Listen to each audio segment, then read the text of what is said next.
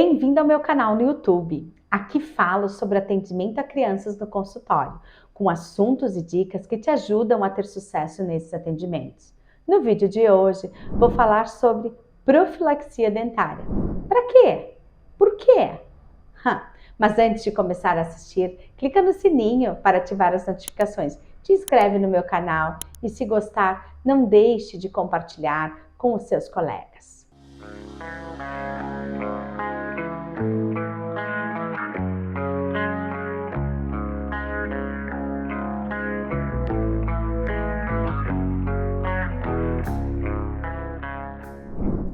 E é claro que, quando se fala em profilaxia, a gente entende que é importante, mas nós temos que sim, principalmente, convencer o nosso paciente. Você clínico, você também tem que convencer o seu adulto paciente de que é importante sim as revisões periódicas. Hoje eu vou falar muito em promoção de saúde bucal em odontologia, não só em odontopediatria. Por quê? Porque sim, todo o momento que o nosso paciente vem para um tratamento invasivo, mesmo assim, nós temos que sim fazer a prevenção, promover saúde para que aquele ato de tratamento invasivo não se repita ou sim que a gente consiga minimizar os seus problemas de saúde bucal. O que a gente tem que entender com relação à promoção de saúde bucal? Sim, a gente tem que motivar o nosso paciente, a nossa criança, com os seus cuidados de saúde bucal, com a sua higiene, com a dieta, estar motivada para que assim se sinta bem e que seja valorizada de não ter que fazer procedimentos invasivos. Sim, nós tornamos esses procedimentos nos dias de hoje muito melhores. A gente não quer ter nada que seja restaurador, seja curativo e tudo mais. Então, sim, a gente tem que motivar o nosso paciente. Se tratando de criança, nós temos que motivar também o núcleo familiar. Esse núcleo, ele tem que estar motivado para prevenir a saúde bucal dos nossos pacientes, das nossas crianças. Eu vou fazer um comentário que hoje nós temos sim uma diminuição grande da prevalência, né, da doença cárie, das doenças de gengivas dentando, com relação ao que nós tínhamos no passado. E eu gosto de salientar que um dos motivos é a experiência vivida dos pais. Os pais não querem que os seus filhos passem por tudo que eles passam hoje em termos de tratamentos invasivos, onde restaurações falham, onde restaurações quebram, onde superfícies dentárias também elas venham a fraturar. Então, seu filho não viver, né, o que você passou, talvez seja um grande motivador dos cuidados e principalmente do núcleo familiar. Sim, promovendo saúde, nós temos que dar instruções de higiene bucal eficiente. Temos que fazer profilaxia profissional, sim, e avaliações periódicas. Essas avaliações periódicas vão possibilitar com que a gente conheça o nosso paciente e que a gente consiga determinar o seu risco. O risco de cárie, o risco de doença periodontal, de gengivite, a gente vai conhecer ele melhor. Uma vez que nós conhecemos bem o nosso paciente, nós vamos poder sim fazer um planejamento, né? A gente vai propor não só planejar, mas estrategicamente a nossa abordagem que nós vamos fazer nesse paciente. Preventivamente, é claro, com relação ao quê? A doença cárie e também as periodontopatias. Na criança, a maioria das lesões, né, bucais encontradas é a doença cárie. Temos sim gengivite por um excesso de placa, uma quantidade de cálculo pequeno, não é tão prevalente na infância quanto na idade adulta. Então, se a gente sabe que onde o que nós mais encontramos nas crianças são lesões de doenças cárie. Nós sabemos que a placa bacteriana, ela é o nosso fator etiológico primário nesta doença, né? Para a cárie, sim, e também para a doença gengival, periodontal. Então, fica muito claro que se nós fizermos a controle da placa bacteriana, ou melhor, um controle de biofilme, sim, nós vamos ter a ausência de doenças bucais, seja na cárie e na gengiva. Temos que ter, sim, um bom controle desse biofilme dental, né, para que não tenha evolução disso. Controlar biofilme dental, o que seria isso? Fazer uma escovação eficiente? Sim, uma higiene bucal eficiente possibilita com que o paciente tenha ausência, mas nós como dentistas, você como clínico, odontopediatra, precisa deixar em condições para facilitar essa remoção de biofilme pelo paciente. Por exemplo, onde a gente tenha que fazer o quê? Controle de irregularidades das superfícies dentárias. O que são esse controle? É de fossas, fissuras, algumas superfícies que dificultam a escovação ou mesmo o uso do fio dental. Pois sim, a maioria dessas lesões de cárie, elas se formam justamente nessas superfícies irregulares. Por quê? Porque nós temos um maior aumento, né, da placa nessas superfícies. Existe uma retenção maior dessa placa. E quando a gente pensa em remoção de placa, remoção do biofilme, a gente sabe que a cárie nada mais é do que resultado de efeitos de eventos metabólicos que acontecem na superfície dentária junto do biofilme. Então, se nós removermos biofilme, sim, nós vamos ter uma ausência da doença cárie. E é claro, sim, também da gengivite. Então, gente, quando a gente está pensando nessa situação, quando a gente está falando em profilaxia, a gente não pode de forma alguma esquecer do nosso papel nessas consultas periódicas. O que nós podemos fazer para que o paciente tenha, sim, saúde bucal e a gente consiga promover isso para ele. Então, nós sabemos que instrução de higiene, escova, seja manual, seja elétrica, fio dental, interdental, escova bitufo, unitufo, nós temos inúmeras ferramentas que possibilitam que seja feita a remoção, em sua maioria, do biofilme. Sim, mas cabe a nós, muito mais do que instruirmos para o nosso paciente como ele deve proceder, é motivá-lo. Sim, precisamos motivar o paciente com o cuidado com sua saúde bucal. O paciente, ele que não tem motivação, ele não vai conseguir manter essa remoção do biofilme adequada a longo prazo. A profilaxia que a gente faz no nosso consultório, sim, ela é uma opção muito eficiente no controle de placa, tá? Quando o paciente vai no consultório para uma revisão, a gente tem que fazer uma profilaxia pensando em alguns critérios, tá? O que seria esse critério? É o próprio nosso exame clínico. Exame clínico onde a gente tenha que detectar presença, ausência de manchas brancas, onde nós temos que avaliar margem, né? A margem de restaurações, sim, a gente precisa ter uma deplacagem, a gente tem que ter uma profilaxia eficiente com essa remoção de placa e biofilme.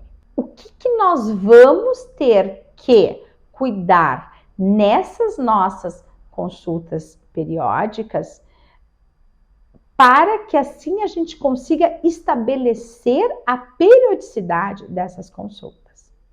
Então, resumindo, temos um paciente, tá? E precisamos avaliar o risco que ele tem para cárie e doença de gengiva, para que assim a gente possa estabelecer se ele vai vir a cada 6 meses, porque não é todo mundo deve ir ao consultório dentário a cada 6 meses. Não, temos pacientes que podem ir a cada 6 meses, pacientes que vão a cada 3 meses, pacientes que têm que ir mensalmente, baseado no quê? No seu risco. O risco é estabelecido quando nós temos o quê? O que avaliamos? Idade do paciente, cooperação do paciente, a colaboração de sua família, o quanto que a família está engajada e preocupada com a saúde bucal, a sua história de cárie, né? Paciente que tenha tido uma história de cárie, é sinal de que ele vai ter um maior risco pelo seu passado? Sim, uma vez que o seu comprometimento e responsabilidade com o cuidado dos dentes ficou deficiente. A família, a história de doenças bucais, seja cárie, doença de gengiva, da família. Eu gosto de dar um exemplo assim muito simples, que eu faço, eu tenho como método no consultório. Eu pergunto para os pais, primeiramente, como eles fazem a higiene. E aí eles me perguntam, do meu filho? Eu digo, não, a sua higiene. Eu uso escova. Qual escova?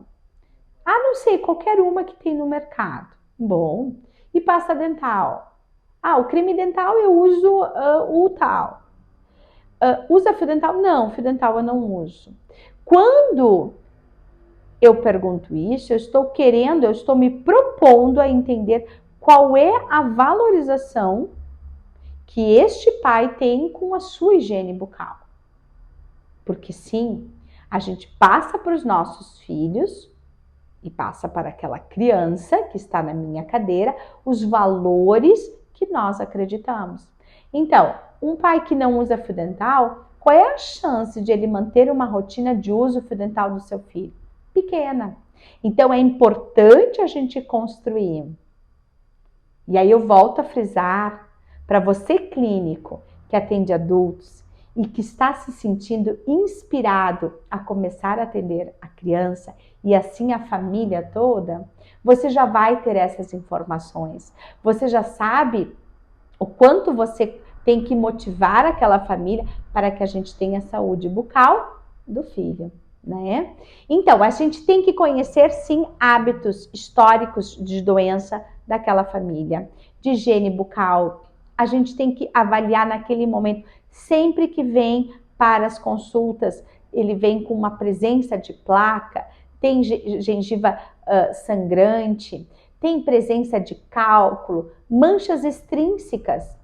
Às vezes a gente tem uma boa higiene, usa as ferramentas adequadas, ausência de cárie, mas tem hábitos alimentares que propiciam a pigmentação com manchas extrínsecas dos dentes. Ele é um paciente que precisa fazer profilaxia mais contínua, né? Num intervalo menor. A gente encontra também muitas crianças com pigmentação por bactérias cromógenas. E esse é um paciente que a gente sabe que esse manchamento, essa pigmentação, não vai aumentar o risco de cárie. Inclusive, alguns estudos relatam que essa pigmentação em superfícies oclusais a gente pode considerar como sendo um selamento biológico. Então, é muito mais pela estética, às vezes, que os pais nos procuram, porque os dentes estão manchados, estão pretos por conta dessa contaminação. E é claro que sim, se nós tivermos presença de placa, nós vamos ter a contaminação. Se nós não tivermos presença de placa, não vai ter esse pigmento. Cabe a nós, sim, talvez diminuirmos os intervalos entre uma consulta e outra para fazer o controle dessa placa, diminuir também, né, a rugosidade dentária para que sim a gente tenha uma menor pigmentação por esse tipo de bactéria. Os estudos, eles têm concluído com tudo isso, tá? Algumas situações que nós praticamos na nossa consulta, na nossa profilaxia, que podem sim danificar a estrutura dentária. Por exemplo, quais são os benefícios da profilaxia? Então, como a gente falou, remoção de manchas, a gente também tem aquelas considerações estéticas, o paciente ele acha que os dentes estão pigmentados, a gente também faz um controle do comportamento, baseado no quê? Estamos vendo periodicamente, estamos controlando e adequando e alterando, mudando os seus hábitos de cuidado de higiene bucal. Sim, ele é um controle comportamental. Os estudos também têm colocado que não existe necessidade de profilaxia antes da aplicação de flúor. Mas, por exemplo, no meu consultório eu tenho como protocolo realizar, sim, profilaxia com escova rotatória, né? Profilaxia com escova Robson. Eu não utilizo taça de borracha, eu gosto mais da escova Robson, principalmente em dentição decídua. E após a aplicação de flúor. Por que eu preconizo a profilaxia? Apesar dos estudos falarem que não tem relação, porque eu entendo que se nós tivermos a presença de biofilme, tá? Um biofilme dentário, mesmo que seja pequeno, ele vai influenciar sim no equilíbrio mineral do meu dente. Então, meu protocolo, profilaxia com escova rotatória, escova Robson e após a aplicação de flúor.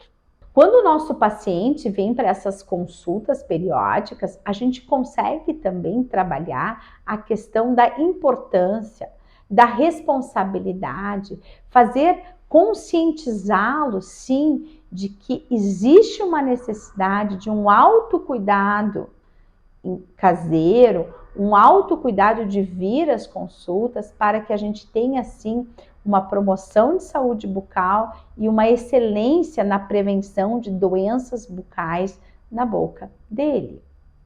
A gente vai considerar as atitudes positivas, tá? Realmente do quanto que a gente precisa da cooperação, conscientização dele para que a gente tenha o quê? Todo o efeito interessante para a prevenção, tá?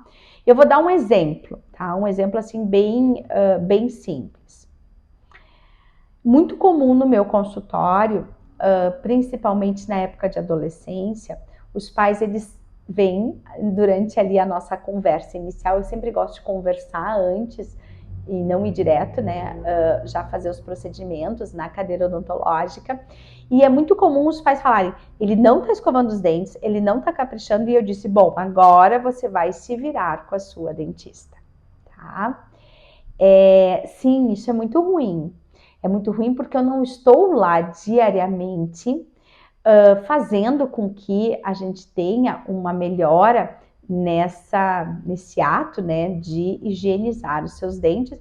Eu não estou lá para tentar motivá-lo e conscientizá-lo diariamente. Cabe ao núcleo familiar. Por isso que a gente sim avalia o núcleo familiar para entender qual é o risco que nós temos do nosso paciente.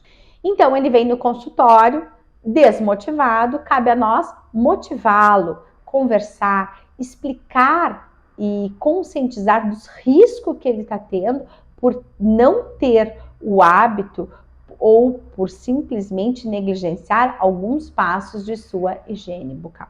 Eu sugerir a ele que, como ele não faz a escovação adequada, que eu sugiro que ele venha mensalmente para fazer a profilaxia no meu consultório, isso se torna um impacto negativo.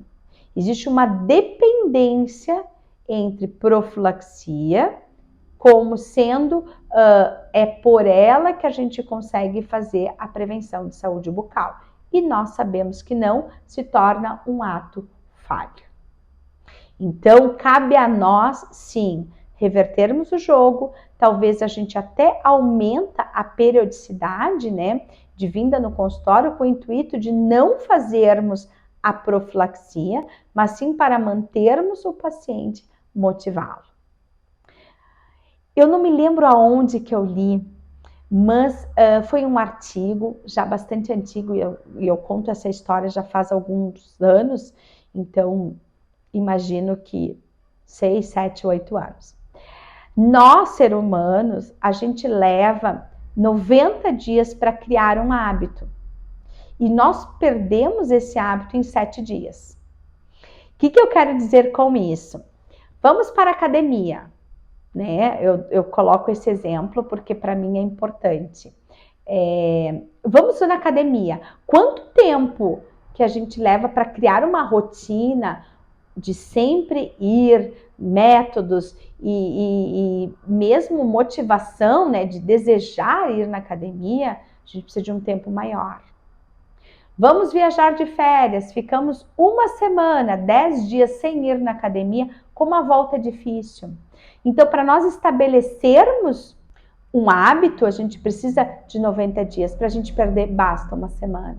Então, às vezes, eu gosto de fazer um protocolo em adolescentes desmotivados, de virem no meu consultório numa periodicidade, às vezes quinzenal, durante um período de 90 dias, para que a gente consiga mudar o hábito, para que a gente consiga, ou melhor, não digo mudar, mas colocar um hábito saudável, principalmente em sua higiene bucal.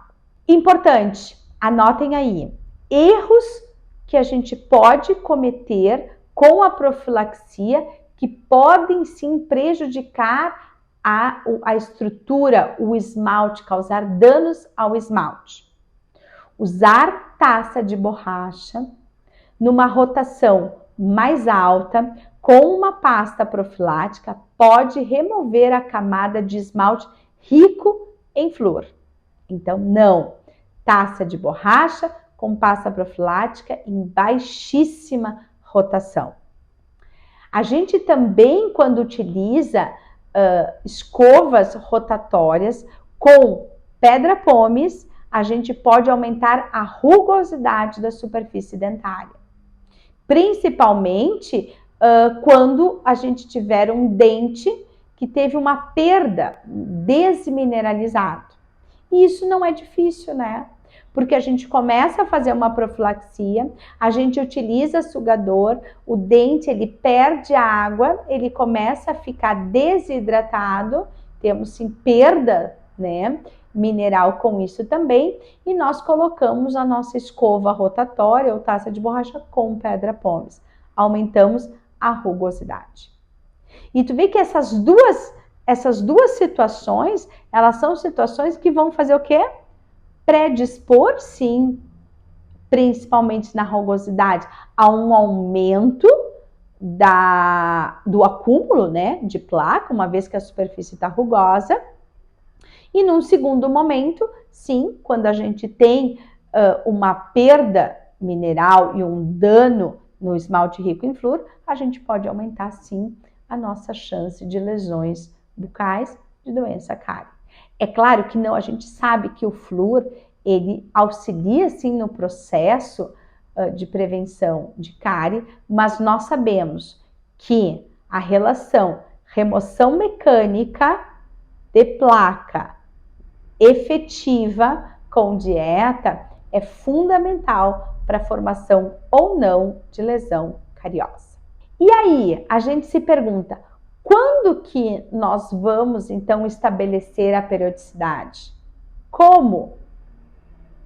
Cada paciente, não existe regra. Cada paciente é único. E nós vamos avaliar, baseado em alguns critérios, qual vai ser a periodicidade dessa profilaxia e, sim, dos nossos controles e revisões. Pacientes que têm uma predisposição à formação de manchas extrínsecas por hábitos alimentares, sim, aumentamos. Paciente que necessita fazer maior polimento de seus dentes, para que a gente diminua a retenção de placa bacteriana, também. Eu, por exemplo, eu não consigo pensar em exame clínico sem fazer a profilaxia. Então, sim, eu acabo fazendo a profilaxia para facilitar o meu exame clínico e para que eu tenha maior eficácia e eficiência nos meus diagnósticos frente àquele paciente. Então, passo para vocês a dica de que sempre que o seu paciente retornar ao seu consultório, sempre devemos fazer profilaxia prévia ao exame clínico para que sim, a gente possa fazer diagnósticos mais precisos frente a algumas lesões. Então, finalizando, se você gostou desse vídeo, clica aqui, se inscreva no meu canal e não deixe de compartilhar com os seus colegas. Até breve!